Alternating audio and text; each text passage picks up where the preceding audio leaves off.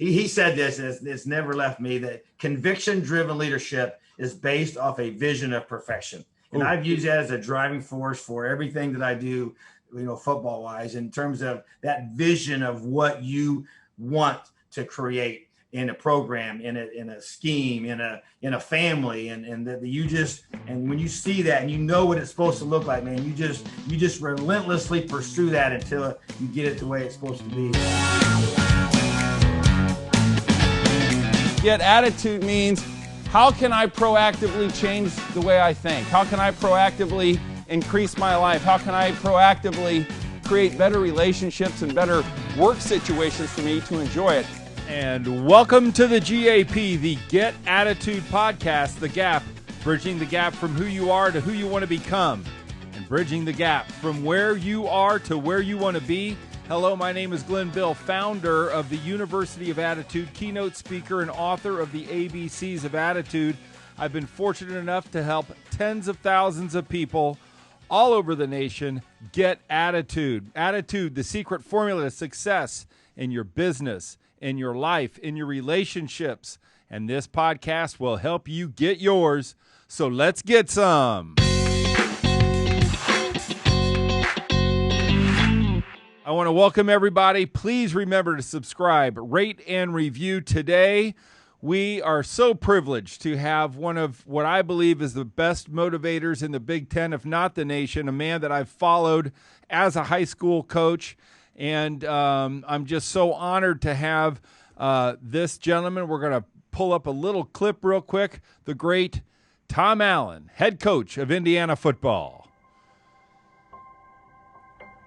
The core values of who we are. It's LEO. Stands for love each other. Here's why that's such a big deal.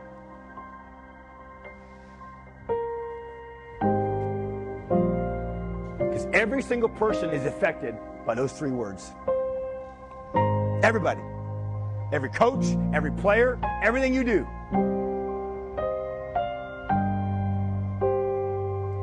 That's why LEO is so huge. Because love has got nothing to do with you. When you choose to love somebody, you choose to accept all that goes with it. All right. And Coach Allen, thank you for being here on the Get Attitude podcast, and welcome. Excited to be on your show. Appreciate you having me. Yeah, that's great. That's just such a moving video. Who gave you the idea for LEO?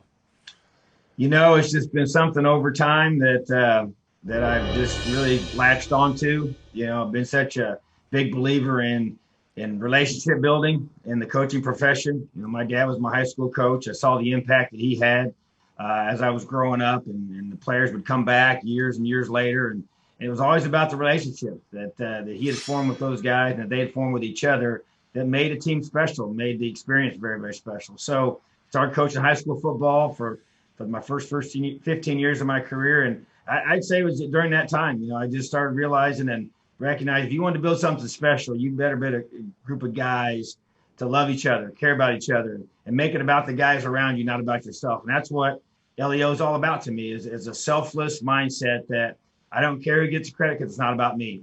And so I've just learned over time that if you want to build any organization that has value, that can do something special, something so much bigger than you, that you got to get your focus off yourself and your focus on those around you. And that's not what we do naturally. We naturally make it about ourselves for sure, but it's a conscious choice that you make.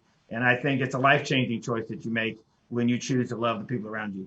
Yeah, that's fantastic. You've hit, we talked about the 10 basic attitude boosters that we promote on this show, and you've already hit 4 of them, which is fantastic. We are focusing on booster number 7, grow or die. So when we talk about building, certainly growing is part of that. You've been working with young men for all your life, obviously. Talk to me about your perspective of growth. What does it mean to growth? What's the value of growth, and what's your main focus when we talk about this thing called growing? Well, it's a key component. When we talk about bringing a young man to Indiana or to go to any school, it's about player development, which is growth. You want to be able to take them from where they are You want to find young men that have a base level of talent. They have a base level of core value, things you're looking for in a young man. And then you want to build off of that. You want to grow him as a person, grow him as a student athlete, grow him as a man. And ultimately, eventually on the football field, you wanted to see that growth as well. So to me, we so much focused on the habits that you form on a daily basis. That to me determines the growth. That determines the development. And we've even been challenged through this difficult time of all the isolation that our guys have been placed into, and getting on a regular routine. This is something we did from the very beginning of the pandemic was, hey, what does your daily schedule look like? What are your daily habits that you're forming right now while you're maybe in a different environment than you used to being in regards to this time of year? And what does that look like? And that's going to determine how you grow. If you want to create change in your life, if you want to really, truly, grow as whatever area that you want to focus on, you got to change what you do every day. And that to me is the focus of what we try to do in our program. And it's about accountability, toughness, and love. We say those are the three things that are branded within our core values. They're branded by the phrase LEO, love each other. But those three things, and that's how you grow as an individual. And to me, that's what we're gauged off of as a coach, is how can you bring out the greatness that's within a person, and can you allow them to become all that they were created to be. And to me, that's what our number one responsibility is as coaches, is to develop these young men, first as an individual with your character and leadership development, and then the ability to do a tremendous job academically. And then it shows up with how you perform on the field, and that'll take you as far as your health will be able to, take you if you can stay healthy and your talent level. But to me, you better come to Indiana and expect to be challenged to grow on a consistent basis. I love it. Now, obviously, we are on the Get Attitude podcast, and the advice you just gave is great for people in business. It's great for people in relationships. A lot of people come to our podcast because they're standing at that bridge. It might be a personal relationship. It may be a financial reversal. It may be I just got fired from my job and I got to start something new. Two questions. Number one, what does attitude mean to you, and how would you define it? And number two, when we think of those people that are walking on the beach, that are driving in their cars, that are disheartened and discouraged because something just changed in their life, what's your advice to them? Well, first of all, how we define it, to me, it's how you talk to yourself. It's the mindset that you bring every single day, because I intentionally asked our players, what you thinking today? Not how are you feeling, but what are you thinking? Because our minds can be so powerful in either direction, positive or negative. And so when I came to Indiana, and I've gone to several places, outside of maybe two programs that I've been a part of in my 28 years of coaching, most places have not been at winning when I arrived. We had to create change. We had to be able to do things that create a different outcome. Ben Davis was one of those. They were already winning when I got there. And a place like Wabash, they were winning when I got there. But most of the colleges I've been at, and the other two high schools I was at, they were not. And so we had to create the change. And so it's been so much about mindset. And to me, that is so just geared in, and the mindset that you have, that drives your expectations and your beliefs. Because to me, if somebody doesn't believe in what they can become or what they're going to do, which once again is a choice, all these are choices, sure, then you got no chance. And so when I came to Indiana, I had a vision for what I felt like we could do here, and not everybody agreed with me. Not everybody believed with me, and I gave a great challenge to our team. And first of all, when I was the defense coordinator, and the way I challenged that side of the football, and then it carried over to the whole team, I was basically bottom line: if you don't believe in what we're doing here, then you just need to leave. It's not personal. I don't dislike it. I'll help you find a new home. I'll help you find a new job if you're a coach. But I want a football team. I want a coaching staff that believes. And so once again, it's something you control. Before there's a reality, there's mentality. If you don't believe in yourself, why should anybody else? But that's mindset. That's attitude. And to me, that's what drives everything. And since you can control it, it's something that I'm going to spend a ton of time investing in. If it's something you can't control, well, that creates frustration because I can't do anything about it. But I have complete control over my attitude and my effort. So because I have complete control of that, there's no excuses. And the bottom line is, that's why we talk about accountability. You set those standards, you set those expectations that you have in your program, and then you hold people to those standards on a daily basis. And so defining is what I just talked about, and that just becomes such a huge part of who you become as a program, as an organization, even as a family, is what do you truly believe about yourself and what you can develop into. You as well as me were fortunate enough to have a father who was a football coach. I'm guessing that your parents were probably your very first attitude coaches. I'd love to know, or teachers, what are some of the, and I'm sure you've probably already touched on them, some of the philosophies, what has stuck with you from your first attitude coaches? And if it wasn't your parents, we'd love to know who it was, but what's been inside of you that it has come through from those great people?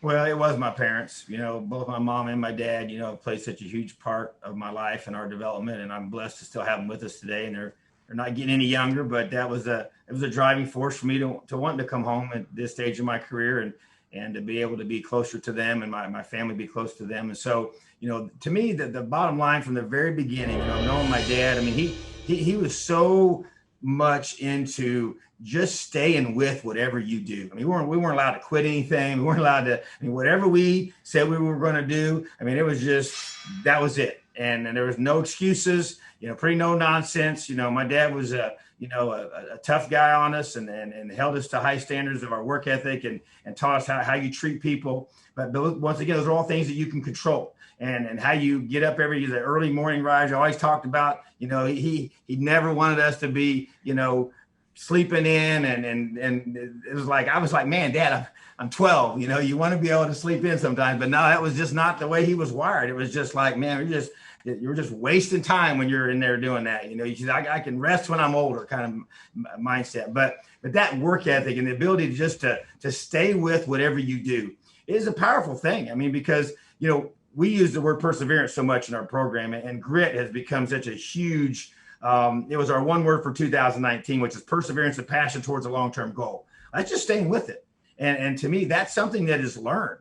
And you have to be, that's the whole, hey, I'm not going to let you quit something. You're going to start something, you're going to finish it. You're going to leave a place better than you found it. My dad was not only a teacher and a coach, but he was a licensed carpenter. So the whole summer, my whole life growing up, even into college, we did carpenter work in the summertime. Wow. And he wanted to teach us how to work and to be able to, not only give you a skill, but also just the physical labor, the physical toughness that it takes. And we'd have to do that all day long. And then we'd go do our workouts for whatever sport we were playing or whatever sport we were, training for, whatever, like you said, all the way through college. And that's how we paid for college.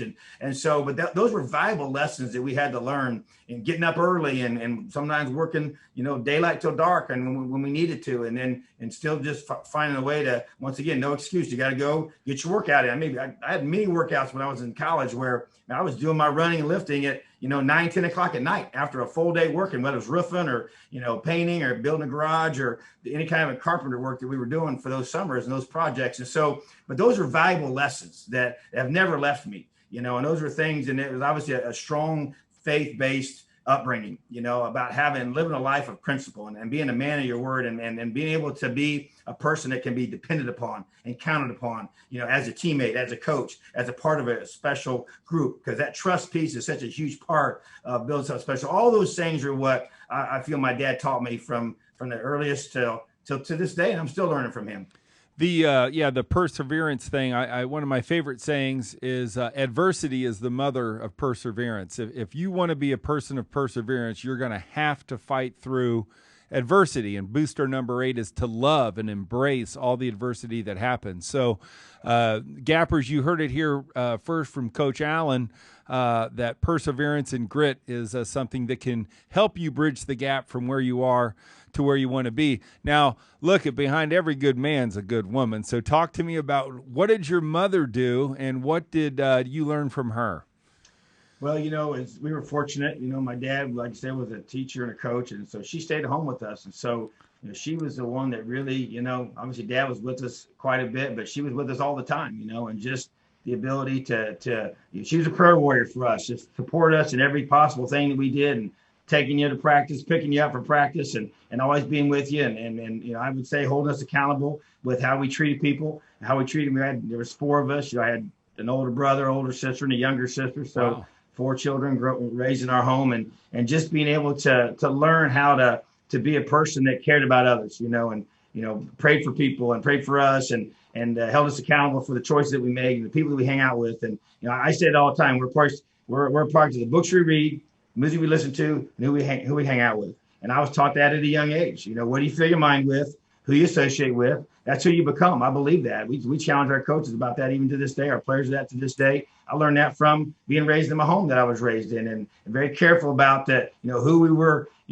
friends with, and we always had to. I always think about, even at a young age, back when we didn't have all these other video games and social media things. I mean, we just played outside, So, and it was, but one thing we always had was if I was going to go from, one house, if I was at one friend's house, and that's where I told my mom I was going to be, then I had to come home and say, we're going to go somewhere else. It's kind of a pain, but it was accountability.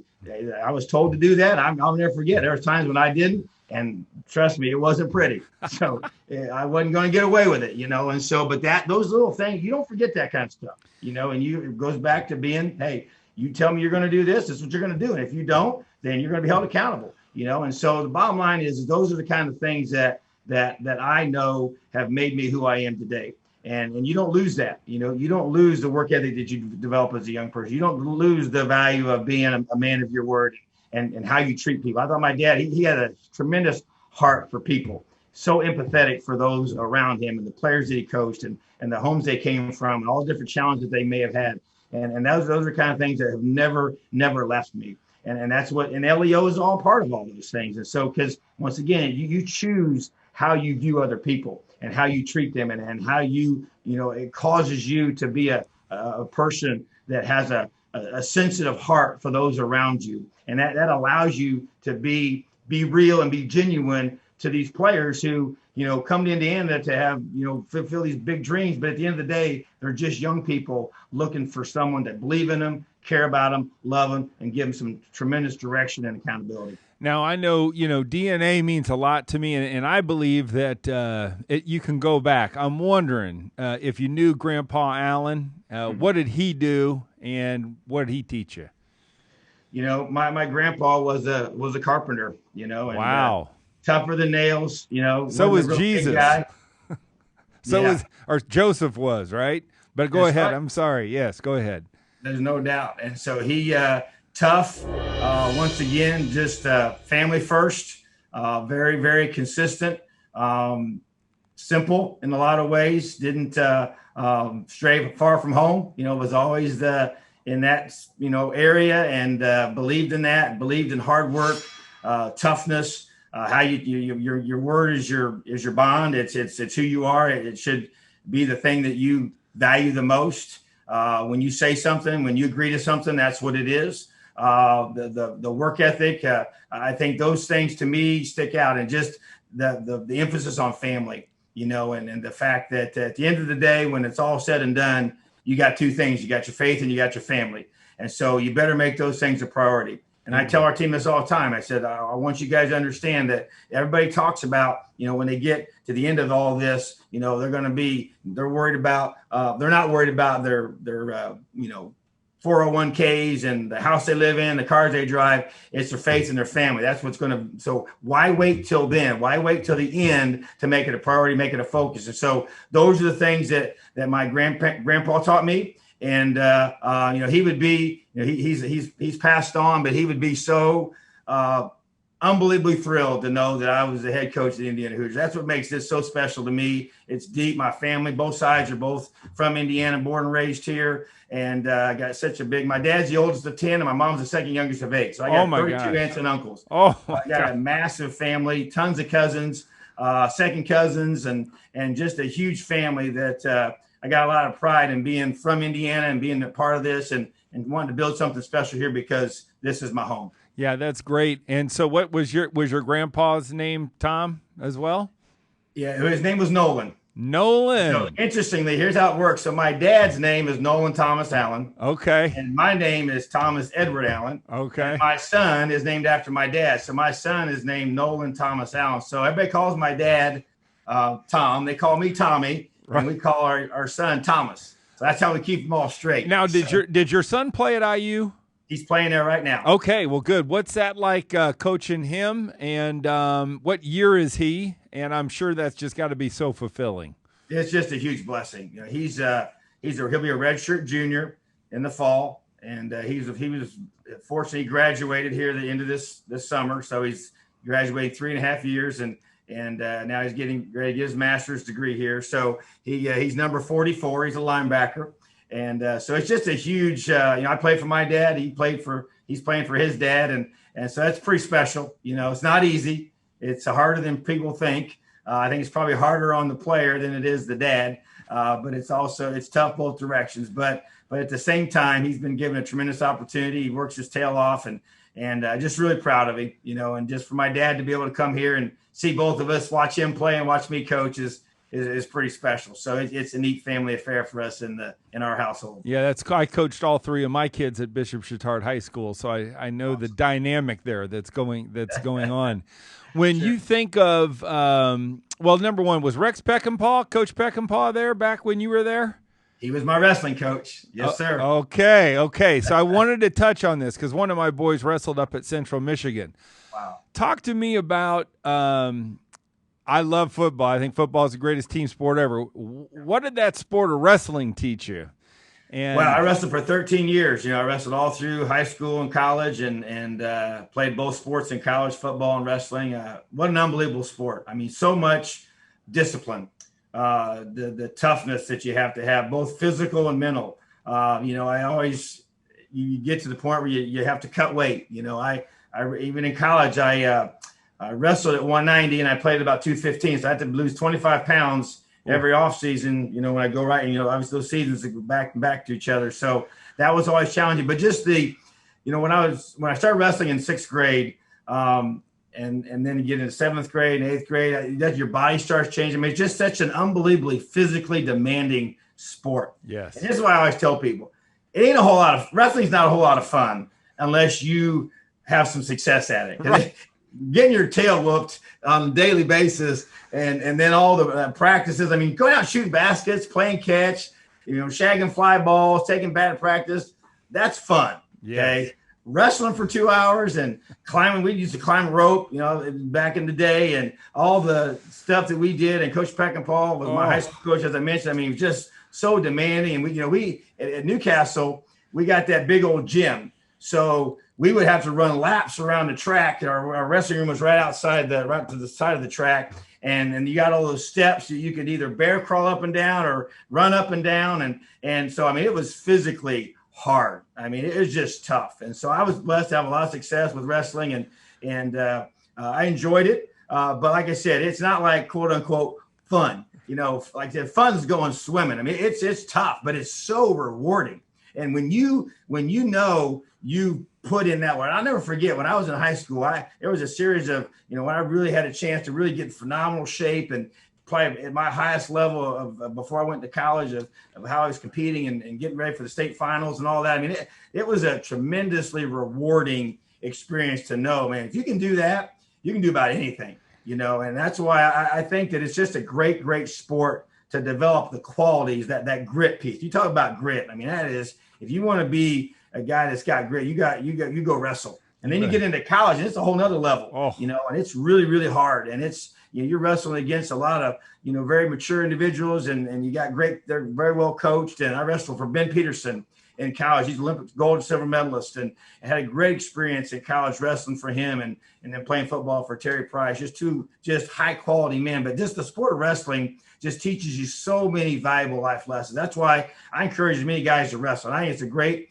carryover for football. When I find out that a recruit is a wrestler, man, his stock goes up in my mind, because I just feel like there's just so many great qualities that I know I'm going to get when I get a wrestler. From a physical perspective, a mental perspective, and how he has to train and prepare, because it just takes so much discipline to be a wrestler. I don't care who you are, where you are, whatever you do. So it's a awesome sport. Well, and coming from the stable of Coach Peckinpah and Newcastle Wrestling, that's a for real program. That's competitive. Were you a state finalist then, or a state champ? I was. I didn't win. My senior year, I finished 4th, 189, and I made it to the Final Four. And I was right there in the hunt. So it was an awesome experience. And Coach Peckinpah was a tremendous mentor of mine, and he was assistant football coach when I was younger, well, my dad's staff and they coached together. So I known Coach Peckinpah since I was a little boy, and eventually wrestled for him. But he's one of my heroes, one of my guys that I look up to, and he's been such a great, mentor for me. And he gave me the book called The Edge that was written. It was a wrestling book, and it was from I think St. Edwards, I think in Ohio, the coach there, and he wrote in the front of that. It's sitting here in my office to this day, and he just he's one of those guys that believed in me, that helped shape me, and I wouldn't be here without men like him that have come along and helped mold me as a young person and into the man that God allowed me to be. So I really appreciate Coach Peckinpah, all he's done for me. Yeah, that's great. We were fortunate. We had Coach Jim Humphrey and Coach Tom Borelli. I don't know if you know either of those or both of them. Yeah. Unbelievable men. That's awesome. Let's talk about the recruit first. Recruits are standing at the bridge. They're wanting to bridge the gap from who they are to who they want to become, from where they are to where they want to be. When you look into the eyes and the soul and the heart of a recruit, do you measure attitude? Do you look for attitude? How does attitude show up in a young man that is wanting to come or that you want to come?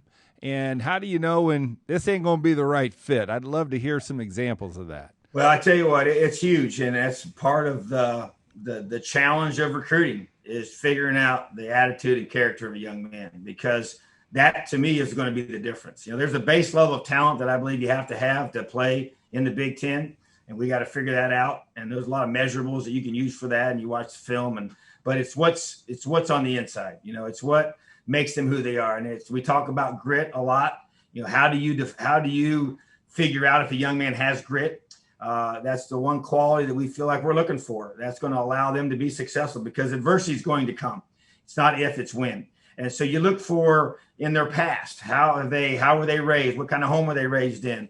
Have they had to overcome injuries? Do they play multiple sports? Are they put in positions where they have to compete in different environments rather than just be training for one sport year round? I want to see multi-sport guys. I think that to me means a lot. And I really believe that the bottom line is that you better do your homework, and because those are things that don't just show up when you watch a film for the first few times. But I will say that it's about relationships. So when you know these high school coaches so well, and you know the people that are connected to these recruits so well, you kind of start piecing it together. Is this the kind of young man that's going to fit? Because I tell this all the time, it's about finding the fits. I mean, we got to find great fits for Indiana, because it's always about projecting. We're a developmental program. So we got to take a young man that's a junior in high school, maybe a sophomore in high school, and project what's he going to look like 2 and 3 years from now? What's he going to look like physically? What's he going to look like mentally? And what kind of young man is he going to be once he gets on our campus? Because to me, it's not the guy that always has the most natural talent that's going to end up being your best players 3 and 4 years from now. It's the kid that has character and the kid that has grit, because those two things allow them to the young men that have character and grit, they keep getting better every single year. They buy into the culture of your program. They buy into LEO. They care for the people around them. They do the little things right. They go to class. They go to the study tables that we have them go to. That's not an option here. I mean, we don't say, hey, you can go to class when you feel like it. You're going to class every time that class is in session, period. Whether the rest of the classes feels that way or not, that does not matter. And so, but you got to find, so here's what we're looking for. Guys that are tough, smart, and dependable. Those 3 qualities. And when I say smart, it's not that you get straight A's, that you care about school. School is important to you, all right? The toughness piece, you better find a kid that's physically and mentally tough and dependable. That goes to the character. That goes to the grit. Is he going to be able to fight through? Here's what I tell guys. It's going to get hard. There's going to be times when you're going to feel like going home. There's going to be times when things don't go your way. What are you going to do? Well, if I get a kid here that he knows in his heart that this is where he's supposed to be, that he prayed about this, that we align with him, his family aligns with us, and he knows this is where I'm supposed to be. So when things get hard, and they're going to get hard, things are going to go against you, you're going to stay and you're going to fight. Too many kids today, I feel like they pick places for the wrong reason. When things go against them, they choose to go somewhere else, or they choose to go a different direction. And that's not what I want. I want guys that are here for the long haul. They're going to roll their sleeves up, and they're going to fight for the guys around them, and they're going to fight for the guys in front of them, and they're going to do everything they can to help us do something special during the game. And that doesn't just happen. You got to create the environment that pulls it out of them, but you got to identify the right guys that want it. Here's what I tell people all the time. I want to find guys that want to be great. They want to be pushed. Because if I have to pull you, that means you want to go that direction and I want to go that direction. That's opposite. Okay. So I will push you. I will drive you. I will motivate you every single day, but I can't pull you. Okay. And so that's part of our job, is finding guys that want to be pushed, that want to be great, that want to be special, that want to do things that hadn't happened here in the last 25 years. Okay. I want guys that come here with that edge about them and that mindset, because that's the only way it's going to happen.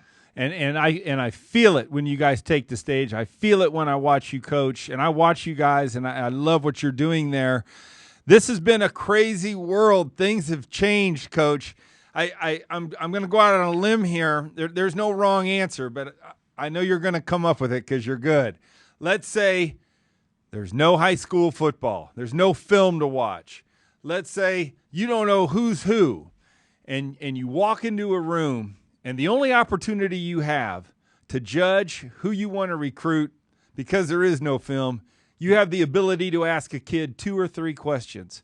What I want to know is, what would be the 2 or 3 questions you would ask a kid you don't know to figure out, is this a guy that I could put on my team? Great question. I would say this, and I would say, tell me the 3 most important things in your life. Good. Okay. I will find out right away what he values. Okay. Because that's part of fit. When we find a young man that fits with us and aligns with us, and the things that he values match up with what we value as a program, then there's a great fit. And the second thing I'll say is, why do you love football? Awesome. Very good. I want to know why he loves this game. Because if you don't love it, then when it gets hard, then it ain't going to matter. Yeah, you're I don't care how much talent you got. I don't care what your 40 time is. I don't care about all that other stuff. It don't mean anything. Now, my guess is you've asked those 2 questions before. And so what, let's go to number 1, 3 most important things. What is that? What are the buzzwords? What are the key words? Well, I want to hear something about family. I want to hear something about their education. I want to hear them talk about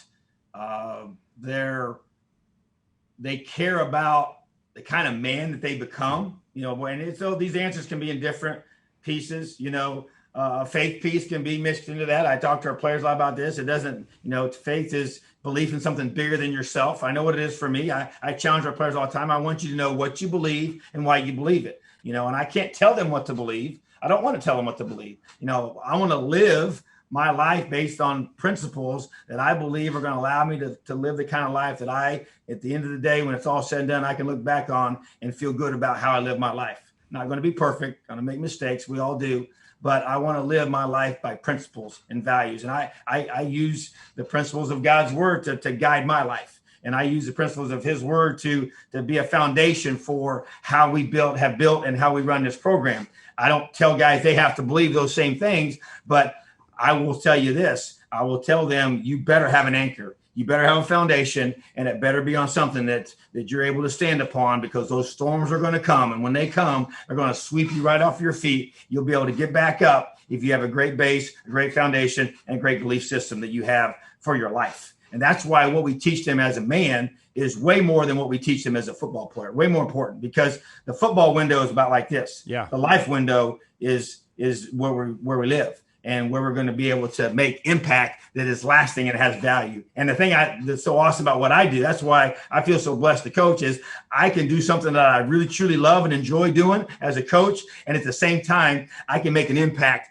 way beyond the game, way beyond this short window of time that I have with them. And that's a very rewarding and fulfilling thing. It gives me great purpose in my life. I'm a very faithful person. Our number one assignment from God is to evangelize. And I want to give you credit, and I want to honor you, because I think people know who you are. You are not afraid to talk about faith, and that takes courage.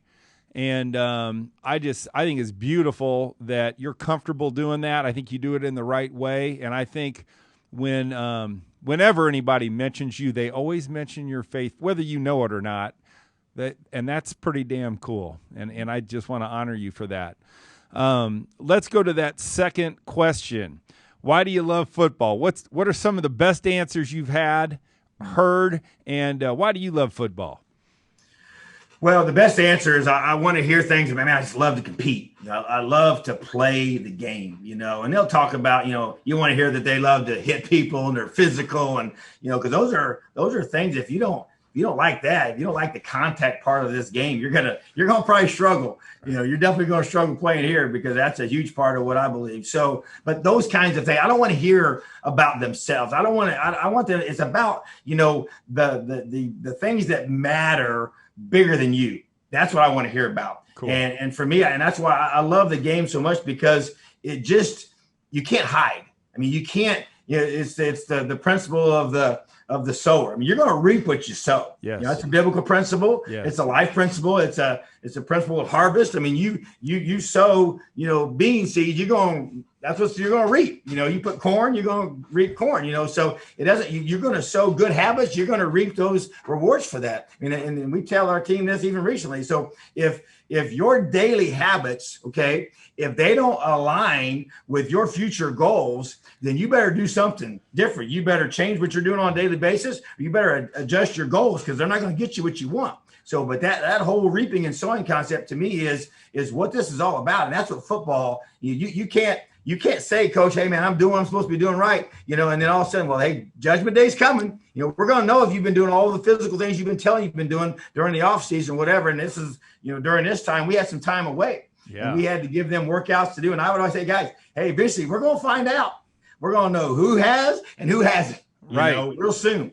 And the same way on the field. I mean, the game day shows who has and who hasn't. The whole offseason gets revealed real fast on Saturday, this fall. And so you can't hide from that. And that's why I love the game, because, I just feel like that's life. And so many people, unfortunately, they can hide behind a little image on social media, and they can do it. But eventually you got to play the game. Sure. You can talk a big talk and all that, but eventually you got to step up and let your production match what you've been saying. So to me, that's why I think it's a special game. I think you said it's the greatest team game out there. I can't, imagine another sport. We got 125 players on our team here. Whether sport has anywhere close to that number of guys. And I don't care how much you do as an individual. If your other guys don't pull their weight, if they don't do their job, if you don't learn to trust in them and rely on them and work with them and develop a great chemistry, it won't matter. There's certain sports where one guy can take a whole thing over. That doesn't happen in football. Okay, especially not at the high levels. And so to me, just the team nature of the sport, that it just teaches you so many great things that are going to help you become the man I believe you were created to be, that I just can't imagine a better. And I'm biased to it for sure, but I just think it's a great teacher of life. Yeah, that whole trust piece, the greatest story on trust was from the great Bud Grant. I don't know if you've heard this story, where he'd set up cones every 5 yards into a square. He'd tell his players before they'd condition, do not walk through my cones. Don't walk through my cones. And he'd immediately go up to the press box. They'd condition the guys, and they'd put it on the way to the locker room. And he'd sit there and watch the guys that walk through the cones. He said, it's the guys, I can tell who I can trust, because, coach wasn't around, and he purposely would leave, and he'd find the guys that did it. Always thought that was really cool. It's what you do when people think you're not watching, right? Which is what you got. So, Coach, we're going to finish up this interview, Knowledge Through the Decades. We're going to walk you through your life. We're going to take you back and ask you to remember a certain time of your life and what is the attitude lesson. So, obviously, we were all given life. We were all born the same, right? Naked and not afraid. And so, Coach, when you look at a newborn baby, or when you think of your birth or the birth of your children, what is the attitude lesson, right? The way, and just so we talked about attitude, our definition is it's the way you dedicate yourself to the way you think, right? Which is so much what you hit that nail on the head. But what do you think the attitude lesson is of a newborn baby? Wow. I just think, when I think of that whole, I think of dependence, just the dependence that they have on the parents to take care of them, and to show them, to raise them, to train them as a young person as you get older, and that you're just relying on others around you to help you, get your life started the right way and get you moving in the direction that's going to give you a chance to have success later in life. When you think of teamwork, or when I think of teamwork, so often we think of success and bridging the gap. So many of us don't focus on, you're the first person that's ever said that. First of all, dependence. I wonder how much of a better team, a better company, better relationships would be if maybe we all became more vulnerable and said, dang it, I need to start depending on the people around me. I mean, it's like every day is a fight for survival, a fight for success, a fight for independence. But boy, when you just said that, there may be real strength in dependence. Any thoughts on that? Well, I think there is. I think, I believe so strongly that it's always about the people that you're with. And we talk about it in recruiting. We can have all these facilities, but it's about the people. That's what makes a place special. A staff that you're on, you're only as good as the people around you. I mean, I depend on our coaches to do a tremendous job of building relationships and being the best at what they do, and studying and preparing and being great husbands and fathers, and creating an environment that allows us to just all grow together. And I just feel like that it's, we isolate things so much sometimes. And that's not, I don't think we're at our best when we're a unit, we're unified, and we're trusting in and depending upon the people around us to me, that's trust. That's cool. You learn to delegate and to trust the people around you to do their job. All right. So now I want you to think about yourself as a 10-year-old. You're in probably third or fourth grade. Probably. And I want you to think about either something that happened in your life, something you overcame, but what was the attitude lesson of Coach Allen when he was a 10-year-old? What did you learn?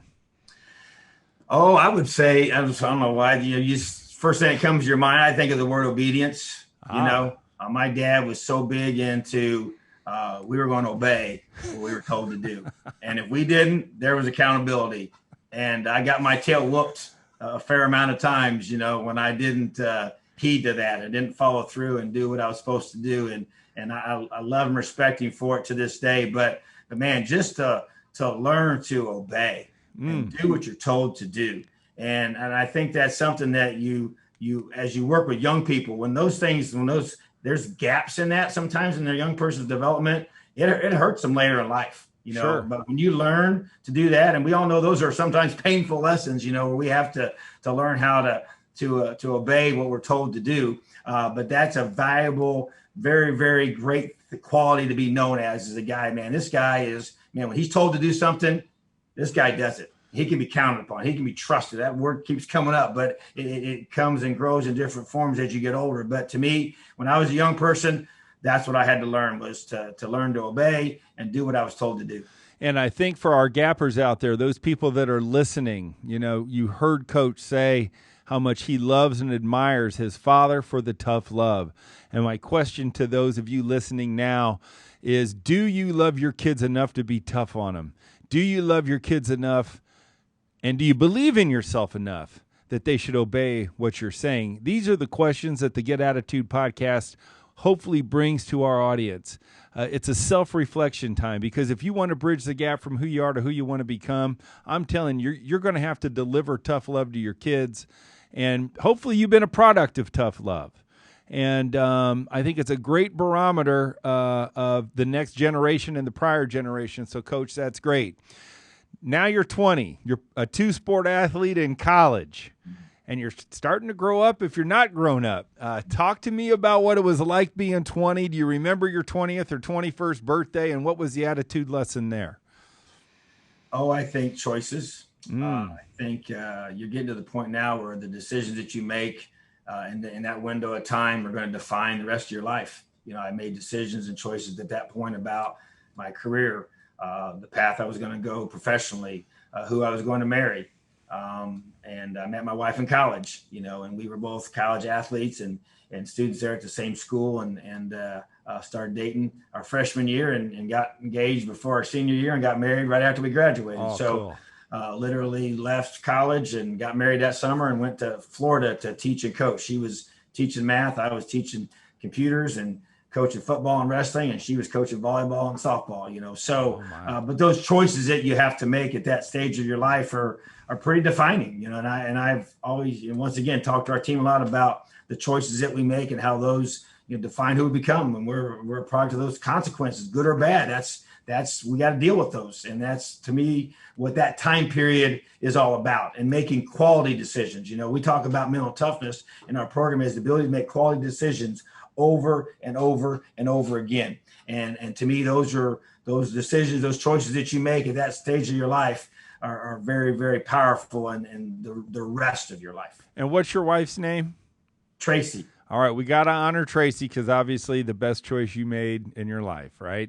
Amen to that. And how long you been married? Probably about 30 years, maybe. Well, it's 28 this Saturday. How about that? Oh, congratulations. What? So I'm trying. Yeah, that'd be the 18th, I think. July 18th. Like yeah. Okay. Very good. Ours is 1992. I love it. I love it. So now you guys started your life and you're 10 years into it. I'd love to know, where were you coaching at 30? Do you remember being 30? And what's the attitude lesson when you got to that 30-year mark 20 years ago? Crazy. How about that? Yeah, I was at Ben Davis High School. Wow.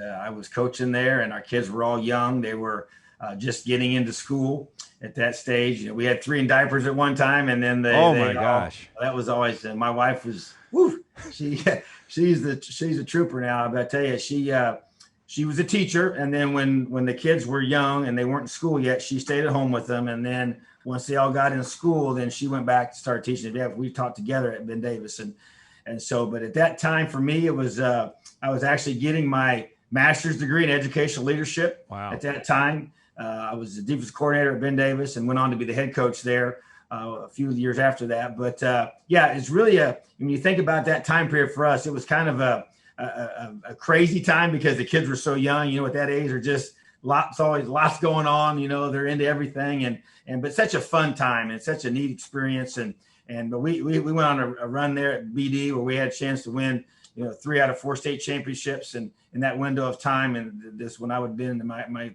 when I turned 30, and just be able to learn from a guy like Coach Dullahan, who was just such an amazing leader.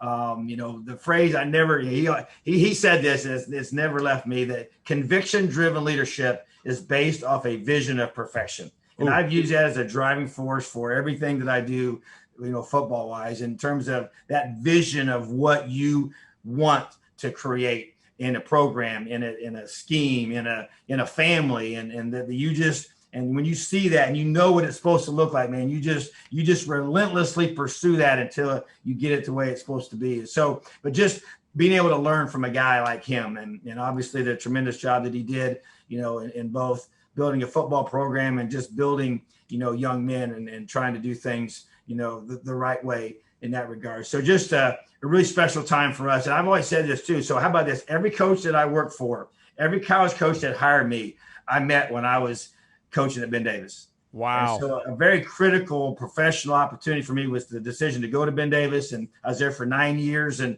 a lot of those guys were assistants at other colleges. They would come through and recruit. Everybody would come through and recruit that school. And so that was a pretty pivotal time for me to be able to, when I did make the jump to college, like I said, it's all about relationships, and people hire those who they know and they trust. And so that was really kind of a springboard for me to kind of for the rest of my, where God has brought me to this point. And so conviction-driven leadership, what's the rest of the quote? Is based on a vision of perfection. Is based on a vision of perfection.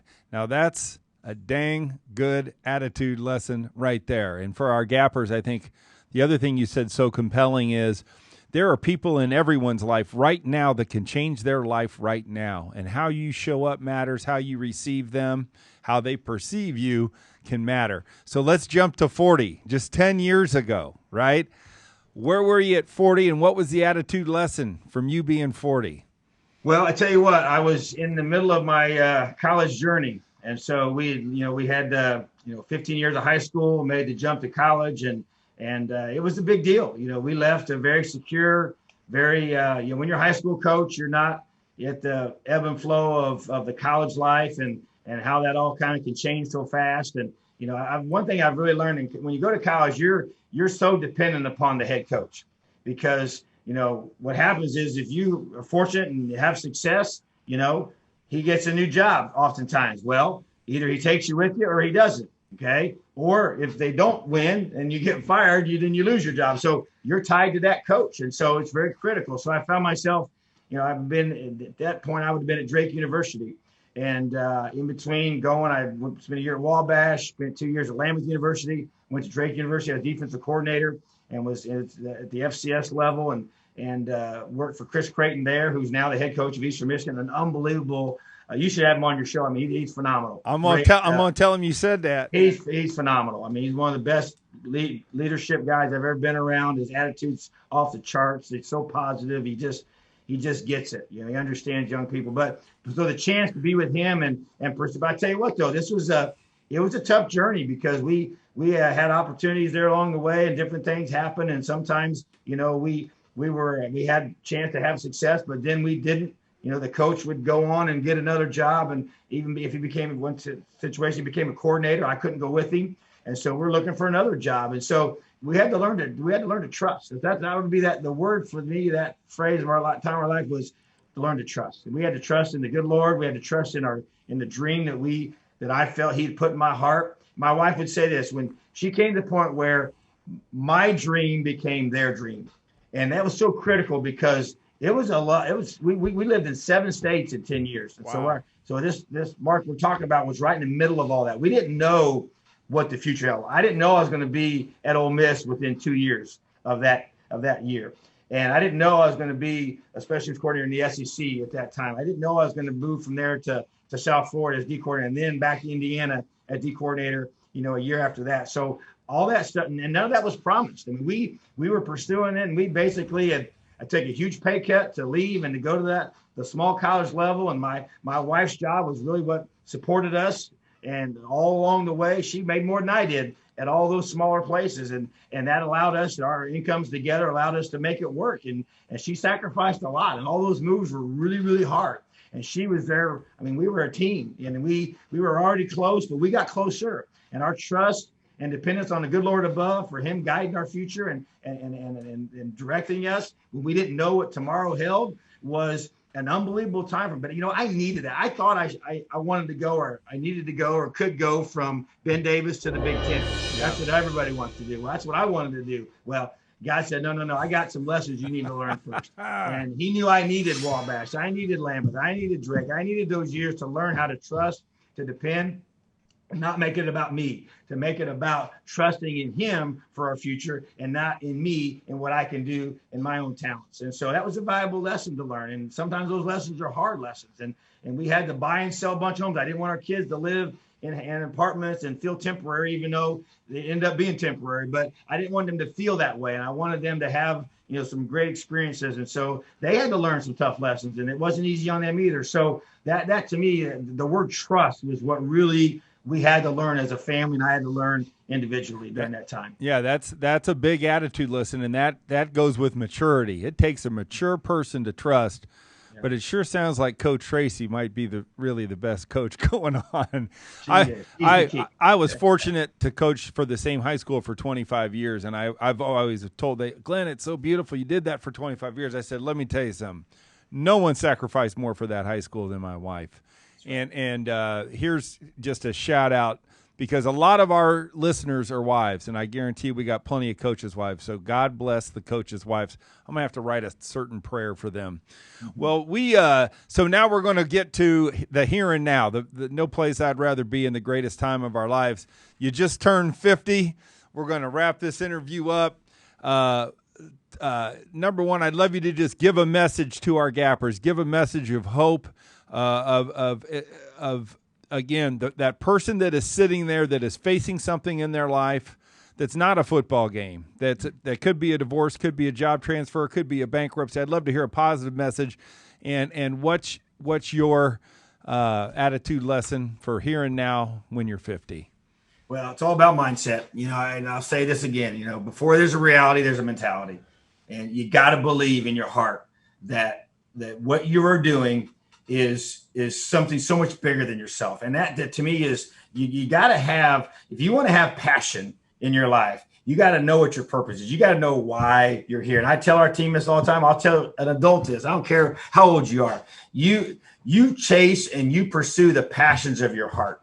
And you figure out what you're passionate about, and then you just say, hey, how can I get paid to do this? Because that's going to create some absolute joy and peace in you of knowing that I am fulfilling what I was created to do. I don't want to just punch in and punch out for my job. I mean, that's a horrible way to live. And I just am such a big believer that, man, you chase the desires of your heart. And I believe the good Lord puts those there. And there's obviously, it's as long as it's things that are going to allow you to make you and this place a better place that you're going to be a part of. I'm not talking about just going out and doing things that make it about me, but there's things you can do to fulfill. Because usually when you have that big passion, it involves people around you. It involves others. And that's what makes it so powerful and so meaningful. Sure. Is when it's just about me and it's just about individuals. I mean, that only takes you, like I'll say this all the time. So you can imagine at the end of a game and you have a huge victory and you're in the locker room and you're in there by yourself, celebrating by yourself. I mean, no, a celebrated locker room, you've been in that room. There's nothing greater in sport than a celebrated locker room. It's such an unbelievable feeling of accomplishment. And you've been a part of the teams that have won championships and maybe get a big win and you just, whatever you had to do. If it was just you in there, I mean, it's kind of silly. We never do that. Right. But sometimes we make this life about us too much. And so I just challenge people to invest in the people around you.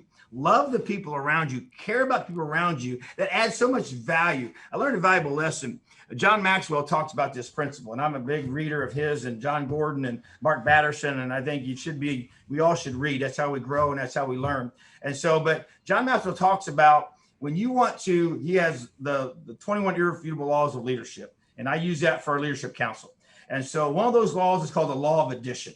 All right. Well, within that chapter, the law of addition, he talks about that 90% of people, in relationships, we either add value or take away from the others around us. We either add value to them or we take from them. We're either givers or takers, right? Well, those that add value to others around them, they do so intentionally, 90% on purpose. Mm-hmm. And those that take away from others, they do that 90% of it unintentionally, okay? Because we don't mean to do it, but we naturally do it. Why? Because we're naturally selfish. Sure. And so we have to intentionally give. We have to intentionally serve other people. And that to me is why it's such a big deal but it's a choice, okay? You choose to live that way. You choose to live a life thinking of other people because we naturally want to make it about. That's why when you're a young person, you have to learn to share. I didn't have to teach our kids how to be selfish with their toys. I had to teach them how to share their toys.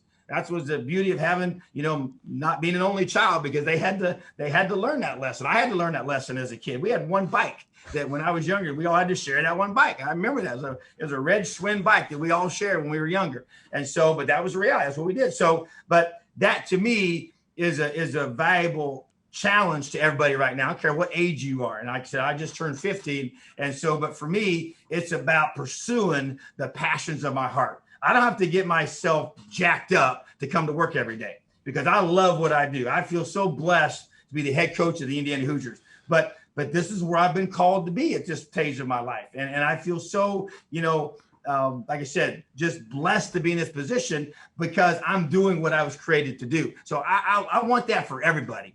And I don't care how old you are. You can always pursue that, whatever that may be. It may be something you do on the side in addition to what you do, but just chase those passions that you have and make it about somebody else besides yourself. Whew. Jason, what do you think of that? Makes me want to be a coach. All right. Well, we're all coaches in one way or another. Right. Coach, you added to our audience, and we appreciate it. The people will hear this. We will get this out. You help somebody. I'm telling you, you're going to help somebody. Your words matter. Dependence, obedience, choices, trust, and the mentality to pursue your passion. That is Coach Tom Allen's knowledge through the decades. You've been a real blessing to us at the Get Attitude podcast. We are so fortunate and so thankful to have you with us. I'm sorry I kept you over a little bit, but you're so darn good I had to let it keep going. So God bless you, sir, and thank you so much, Coach. Hey, Lord bless you too, Glenn. Thank you for having me on your show, and LEO. All right, LEO, buddy. We'll see you.